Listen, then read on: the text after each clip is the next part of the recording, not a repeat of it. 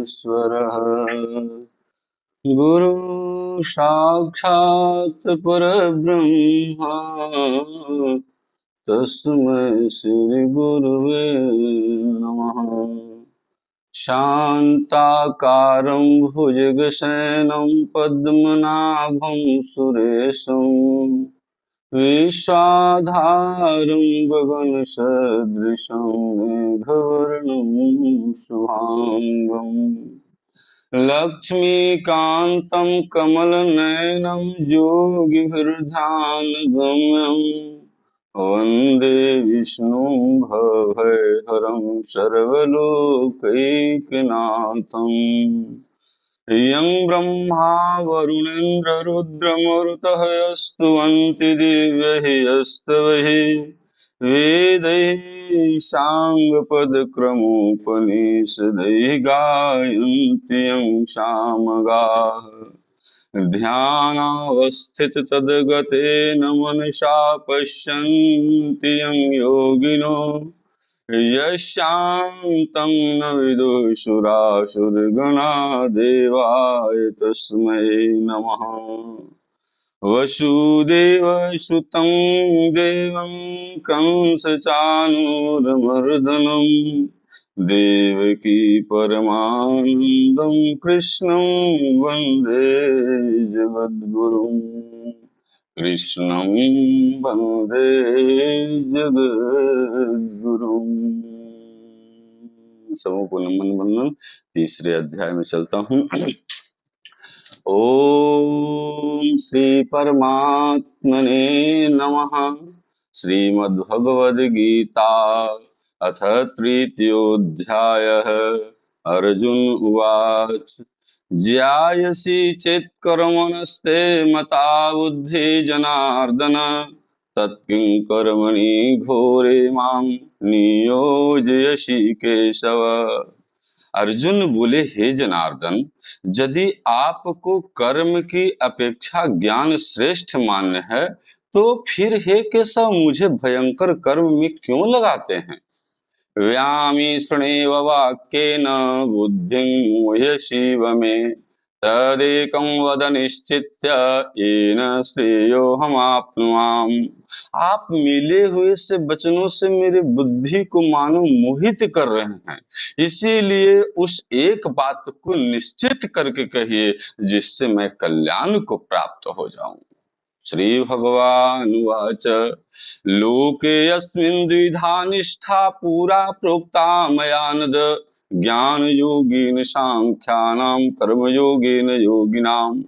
श्री भगवान बोले, हे निष्पाप, इस लोक में दो प्रकार की निष्ठा मेरे द्वारा पहले कही गई है।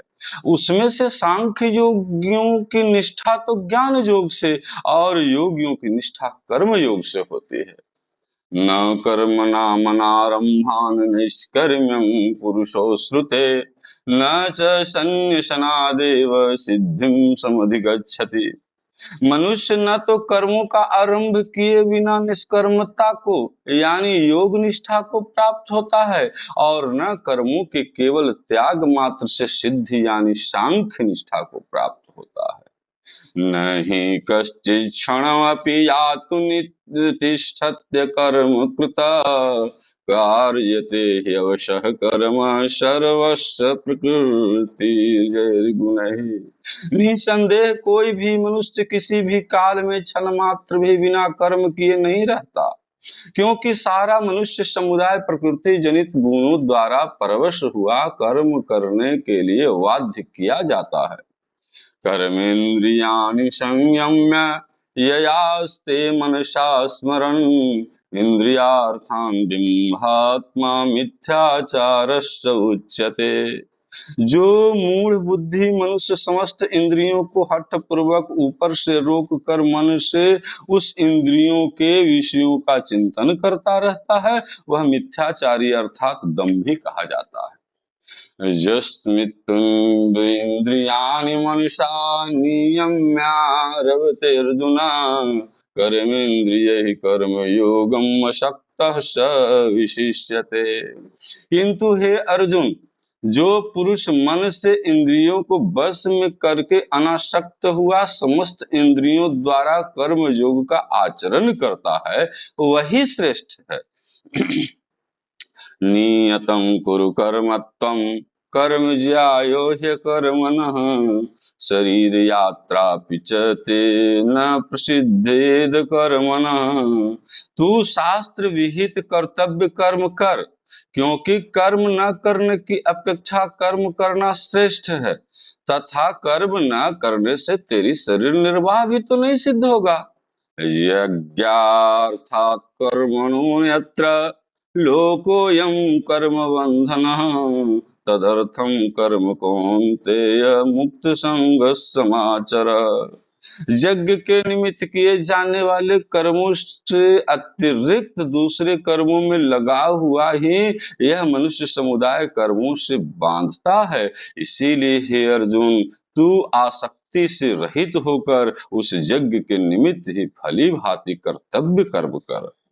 सहयज्ञाः प्रजा श्रेष्ठा पुरोवाच प्रजापतिः अनेन प्रशविष्यध्वं मे सवोषतिष्ठ कामधुक्। प्रजापति ब्रह्मा ने कल्प के आदि में यज्ञ सहित प्रजाओं को रच करके उनसे कहा कि तुम लोग इस यज्ञ के द्वारा वृद्धि को प्राप्त हो और यह यज्ञ तुम लोगों को इच्छित भोग प्रदान करने वाला हो। देवान् भावयतानेन ते देवा भावयन्तु वः परस्परं भावयन्तश्रेयस परमावाप्स्यथ। तुम लोग इस यज्ञ के द्वारा देवताओं को उन्नत करो और वे देवता तुम लोगों को उन्नत करें। इस प्रकार निस्वार्थ भाव से एक दूसरे को उन्नत करते हुए तुम लोग परम कल्याण को प्राप्त हो जाओगे। इष्टान भोगान हि वो देवा दास्यन्ते यज्ञभाविताः तैर्दत्तान् प्रदायेभ्यो यो भुङ्क्ते यस्तेनैव सः। यज्ञ के द्वारा बढ़ाए हुए देवता तुम लोगों को बिना मांगे ही इच्छित भोग निश्चय ही दे देंगे। इस प्रकार उन देवताओं के द्वारा दिए हुए भोगों को जो पुरुष इसको बिना दिए स्वयं भोगता है वह चोर ही है। यज्ञशिष्टाश्न सन्तो मुच्यन्ते सर्वकिल्बिषैः भुञ्जते ते त्वं पापा ये पचन्त्यात्मकारणात्। यज्ञ से बचे हुए अन्न को खाने वाले श्रेष्ठ पुरुष सब पापों से मुक्त हो जाते हैं, और जो पापी लोग अपना शरीर पोषण करने के लिए ही अन्न पकाते हैं वे तो पाप को ही मानो खाते हैं। अन्नाद्भवन्ति भूतानि पर्जन्यान् संभवः यज्ञाद्भवति पर्जन्यो यज्ञः कर्म समुद्भवः कर्म ब्रह्मोद्भवं विद्धि ब्रह्माक्षर समुद्भवं तस्मात् सर्वगतं ब्रह्म नित्यं यज्ञे प्रतिष्ठितम्। संपूर्ण प्राणी अन्न से उत्पन्न होते हैं। अन्न की उत्पत्ति वृष्टि से होती है, वृष्टि यज्ञ से होती है और यज्ञ विहित कर्मों से उत्पन्न होने वाले हैं। कर्म समुदाय को तू वेद से उत्पन्न और वेद को अविनाशी परमात्मा से उत्पन्न हुआ मान। इससे सिद्ध होता है कि सर्वव्यापी परम अक्षर परमात्मा सदा ही यज्ञ में प्रतिष्ठित है। एवं परवर्तितं चक्रं नानुवर्तयति ह्ययः आधायुरिन्द्रियो रामो मोघं पार्थ सजीवति। हे पार्थ, जो पुरुष इस लोक में इस प्रकार परंपरा से प्रचलित सृष्टि चक्र के अनुकूल नहीं वर्तता, अर्थात अपने कर्तव्य का पालन नहीं करता, वह इंद्रियों के द्वारा भोगों में रमण करने वाला पापायु पुरुष व्यर्थ ही जीता है। जस्त्वात्मरतिरेव स्यात् आत्मतृप्तश्च मानवः आत्मन्नेव च संतुष्टस्य तस्य कार्यं न विद्यते। परंतु जो मनुष्य आत्मा में ही रमण करने वाला और आत्मा में ही तृप्त तथा आत्मा में ही संतुष्ट हो, उसके लिए कोई कर्तव्य नहीं। नैव तस्य कृतेनार्थो न कृतेनेह कश्चन न चास्य सर्वभूतेषु कश्चिदर्थ व्यपाश्रयः। उस महापुरुष का इस विश्व में न तो कर्म करने से कोई प्रयोजन रहता है और न कर्मों के न करने से ही कोई प्रयोजन रहता है, तथा संपूर्ण प्राणियों में भी इसका कश्चिन मात्र भी स्वार्थ संबंध नहीं रहता। तस्मात् सक्तः सततं कार्यं कर्म समाचर, आसक्तो ह्याचरन् कर्म परमाप्नोति पुरुषः। इसीलिए तू निरंतर आसक्ति से रहित होकर सदा कर्तव्य कर्म को भली भांति करता रह, क्योंकि आसक्ति से रहित होकर कर्म करता हुआ मनुष्य परमात्मा को प्राप्त हो जाता है। कर्मणैव हि संसिद्धिम् आस्थिता जनकादयः लोकसंग्रहमेवापि सम्पश्यन् कर्तुमर्हसि। जनक आदि ज्ञानी जन भी आसक्ति रहित कर्म द्वारा ही परम सिद्धि को प्राप्त हुए थे। इसीलिए तथा लोक संग्रह को देखते हुए भी तू कर्म करने को ही योग्य है, अर्थात तुझे कर्म करना ही उचित है। यद्यादाचरति श्रेष्ठस्तत्तेतरो जनः स यत्प्रमाणं कुरुते लोकस्तदनुवर्तते। श्रेष्ठ पुरुष जो जो आचरण करता है, अन्य पुरुष भी वैसा वैसा ही आचरण करते हैं। वह जो कुछ प्रमाण कर देता है, समस्त मनुष्य समुदाय उसी के अनुसार बरतने लग जाता है। न मे पश्चार्थस्ति कर्तव्यं त्रिषु लोकेषु किंचन, नान्वाप्तम् अवाप्तव्यं वर्तेव च कर्मणि। हे अर्जुन, मुझे इन तीनों लोकों में न तो कुछ कर्तव्य है, न कोई भी प्राप्त करने योग्य वस्तु अप्राप्त है, तो भी मैं कर्म में ही बरतता हूँ। यदि ह्यहं न वर्तेयं जातु कर्मण्यतन्द्रितः, मम वर्तमान वर्तन्ते मनुष्याः पार्थ सर्वशः। क्योंकि हे पार्थ, यदि कदाचित मैं सावधान होकर के कर्मों में न बरतूं तो बड़ी हानि हो जाए, क्योंकि मनुष्य सब प्रकार से मेरे ही मार्ग का अनुसरण करते हैं। उत्सीदेयुरिमे लोका न कुर्यां कर्म चेदहम् शंकरस्य च कर्तास्याम् उपहन्यामि मां प्रजा। इसीलिए यदि मैं कर्म न करूं तो ये सब मनुष्य नष्ट भ्रष्ट हो जाए और मैं संकरता को करने वाला हूँ तथा इस समस्त प्रजा को नष्ट करने वाला बनूं। शक्ताः कर्मण्यविद्वांसो यथा कुर्वन्ति भारत, कुर्याद्विद्वांस तथा शक्तस्कृषु लोक संग्रहम्। हे भारत, कर्म में आसक्त हुए अज्ञानी जन जिस प्रकार कर्म करते हैं, आसक्ति रहित विद्वान भी लोक संग्रह करना चाहता हुआ उसी प्रकार कर्म करे। न बुद्धिभेदं जनेत् अज्ञानं कर्म संगिनां, योषयेत् सर्वकर्माणि विद्वान् युक्तः समाचरन्। परमात्मा के स्वरूप में अटल स्थित हुए ज्ञानी पुरुष को चाहिए कि वह शास्त्र विहित कर्मों में आसक्ति वाले अज्ञानियों की बुद्धि में भ्रम अर्थात कर्मों में अश्रद्धा उत्पन्न न करे, किंतु स्वयं शास्त्र विहित समस्त कर्म भली भांति करता हुआ उनसे भी वैसे ही करवावे। प्रकृते क्रियमाणानि गुणैः कर्माणि सर्वशः अहंकार विमूढ़ात्मा कर्ताहमिति मन्यते। वास्तव में संपूर्ण कर्म सब प्रकार से प्रकृति के गुणों द्वारा किए जाते हैं, तो भी जिसका अंतःकरण अहंकार से मोहित हो रहा है, ऐसा अज्ञानी मैं करता हूँ ऐसा मानता है। तत्त्ववितु महाबाहो गुणकर्म विभागयोः गुणागुणेषु वर्तन्त इति मत्वा न सज्जते। परंतु हे महाबाहो, गुण विभाग और कर्म विभाग, ये तत्व को जानने वाला ज्ञानी योगी संपूर्ण गुण ही गुणों में बरत रहे हैं, ऐसा समझ करके उसमें आसक्त नहीं होता। प्रकृतिर्गुण सम्मूढ़ा सज्जन्ते गुण कर्मसु तान् कृत्स्नविदो मंदान् कृत्स्न विचालयेत्। प्रकृति के गुणों से अत्यंत मोहित हुए मनुष्य गुणों में और कर्मों में आसक्त रहते हैं। उन पूर्णतया न समझने वाले मंद बुद्धि अज्ञानियों को पूर्णतया जानने वाला ज्ञानी विचलित न करे। मयि सर्वाणि कर्माणि सन्न्यस्याध्यात्म चेतसा निराशीर्निर्ममो भूत्वा युध्यस्व विगतज्वरः। मुझे अंतर्यामी परमात्मा में लगे हुए चित्त द्वारा संपूर्ण कर्मों को मुझ में अर्पण करके आशा रहित, ममता रहित, संताप रहित होकर युद्ध कर।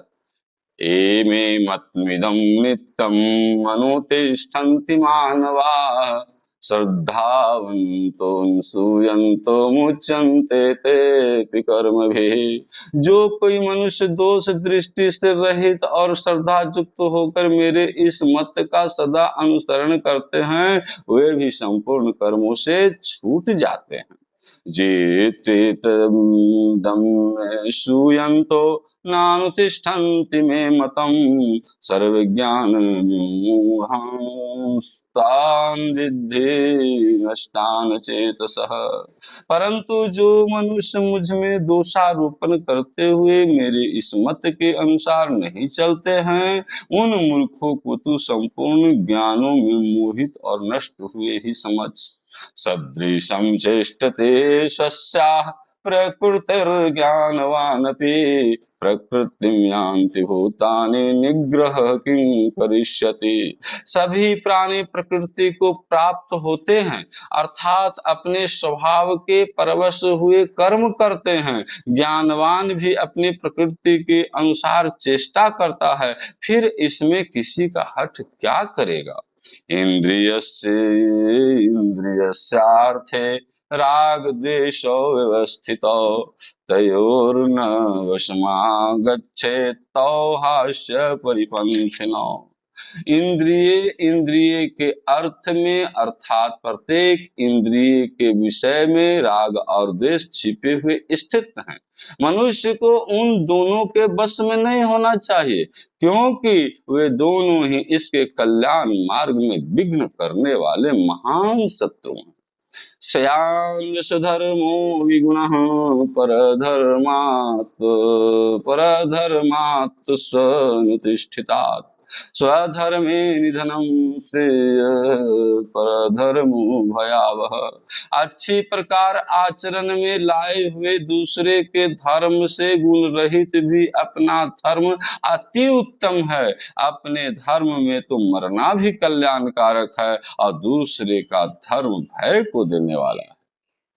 अर्जुन उवाच अथ केन प्रयुक्तोऽयं पापं चरति पुरुषः अन्नवीक्षन्नपि वार्ष्णेयबलादिव नियोजितः।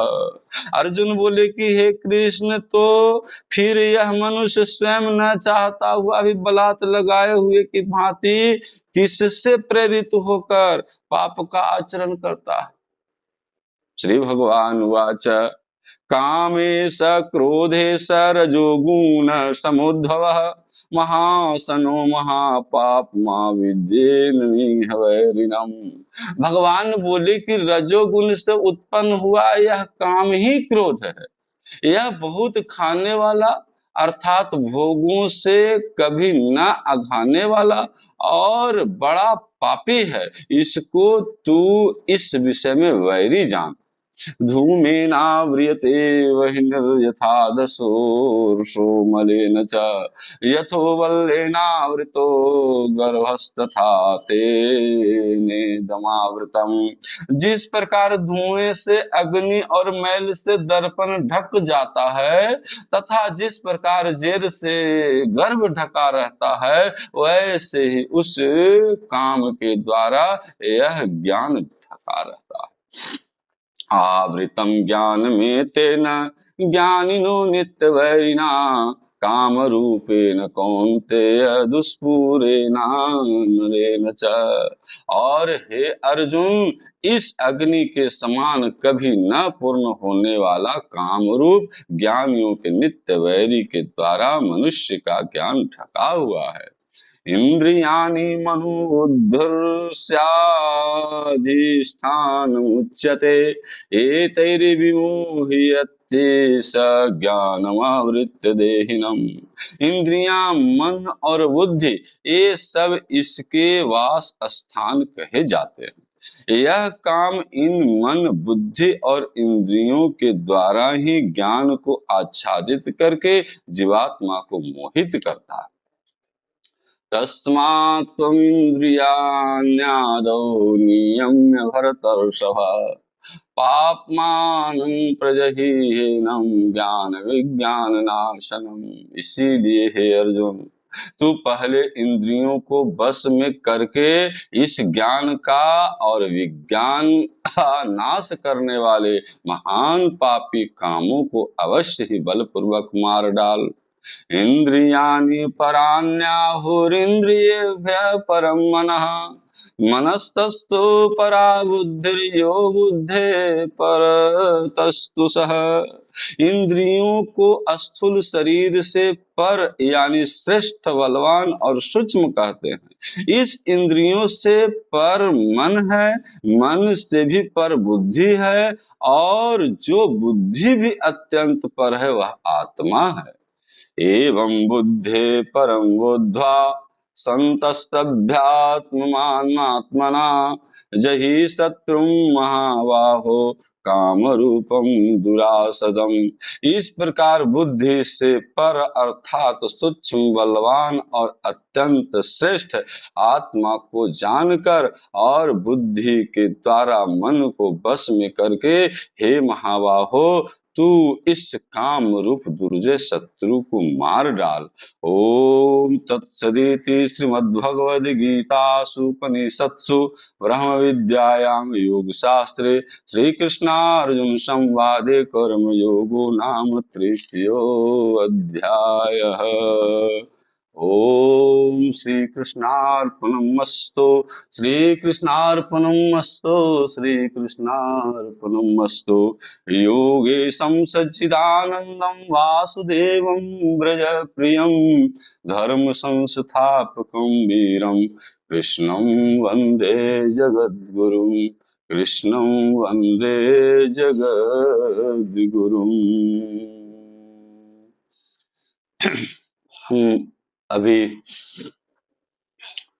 भगवान की मंगलमयी कथा सबों के द्वारा यहाँ पर मनन चिंतन वाचन से लाभ उठाए जा रहे थे।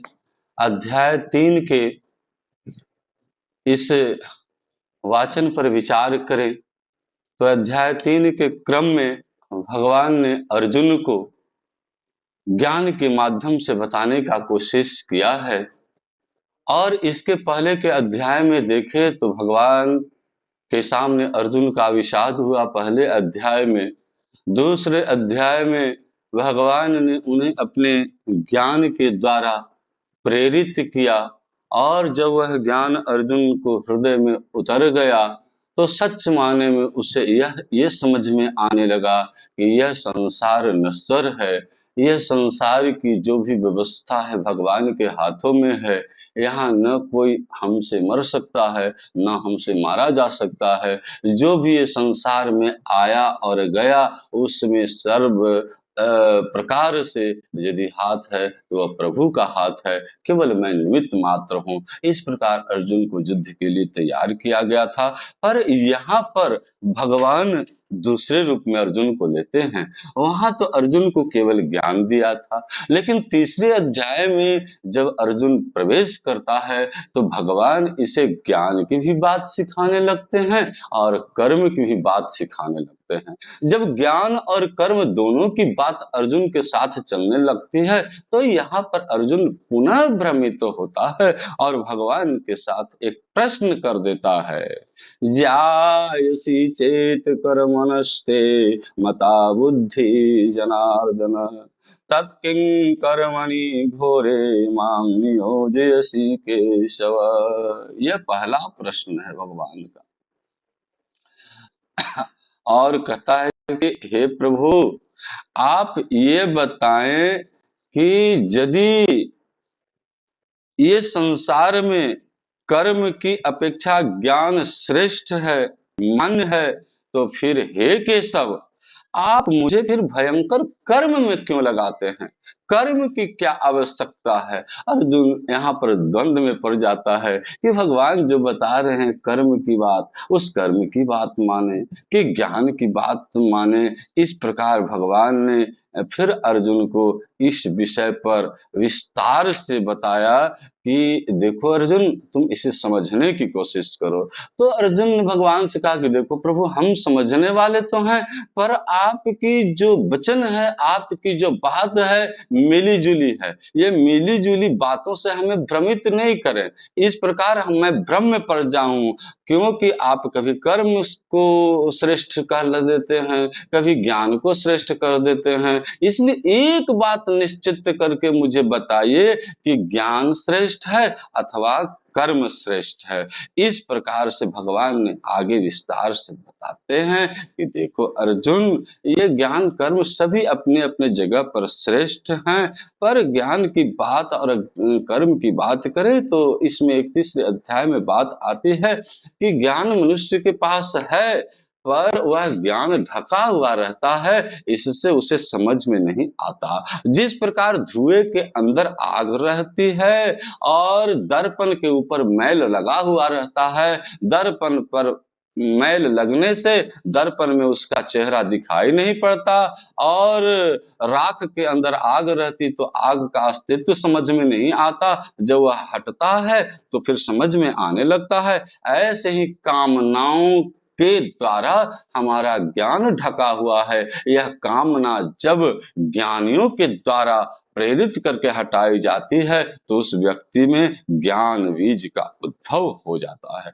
दूसरी मुख्य बातें कही कि देखो अर्जुन, तुम अपने धर्म पर अड़े रहो। अपने धर्म यदि गुण रहित भी है तो वह उत्तम है, पर दूसरे के धर्म में बहुत से गुण हैं तो मेरे लिए अच्छा नहीं है, क्योंकि अपना धर्म ही हमें कल्याण करने वाला है। इसलिए अपने धर्म को समझो। अपना धर्म जिसे समझ में आ गया वह फिर कर्म से चीत नहीं होता है कि कर्म आगे बनता है, धर्म पहले समझ में आ जाना चाहिए, तो कर्म बिल्कुल शुद्ध शुद्ध साफ साफ होता है, उसमें कोई दोष नहीं रह जाता है। इस प्रकार तीसरे अध्याय में भगवान ने ये जो ज्ञान की बात सिखाई, और यह भी मानो तो कर्म का और ज्ञान का संगम होते हुए भी इस अध्याय को कर्म योग से जोड़ा गया और अर्जुन ने भगवान को कर्म की बातें सिखाई। प्रेम से बोलिए श्री कृष्णचंद्र भगवान की जय। आइए हम लोग 2 मिनट भगवान नाम संकीर्तन कर लेते हैं। श्रीमन्नारायण नारायण नारायण,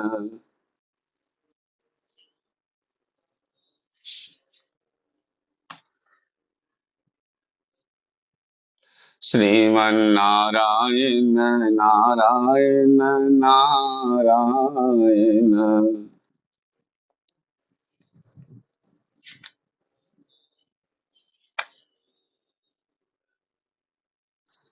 भज मन नारायण नारायण नारायण।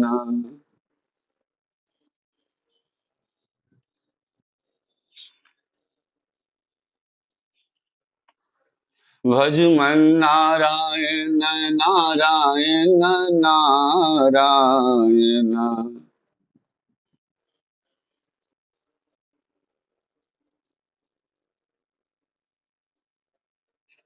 श्रीमन्नारायण नारायण नारायण।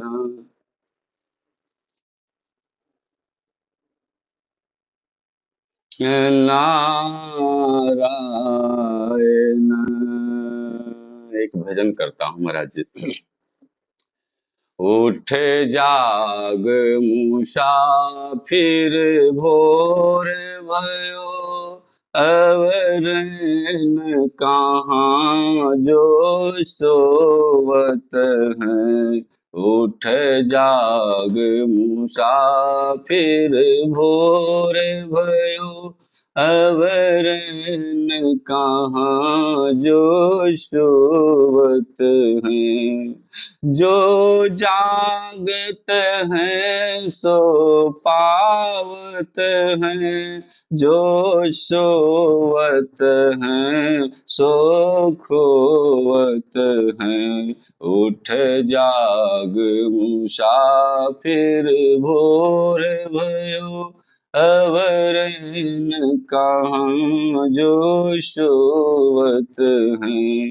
टुक नींद से किया खोल जरा, और अपने प्रभु में ध्यान लगा। यह प्रीत करने की रीत नहीं, प्रभु जागत हैं तुम सोवत हैं। प्रभु जागत हैं तुम सोवत हैं। उठ जाग मुसाफिर भोर भयो, अवर न कहाँ जो सोवत हैं। जो कल करना है आज कर ले, जो आज करना हो अब कर ले। जब चिड़िया ने चुग खेत लिया, फिर पछताए क्या होवत हैं। फिर पछताए क्या होवत हैं। नादान भुगत अपनी करनी, ए पापी पाप में चैन कहाँ। जब पाप की गठरी शीश धरी, फिर शीश पकड़ क्यों रोवत हैं। उठ जाग मुसाफिर भोर भयो, अवर न कहाँ जो सोवत हैं। प्रेम से बोले श्री कृष्ण चंद्र भगवान की जय। सभी संतन की जय। समो पुनः मन वंदन महाराज जी।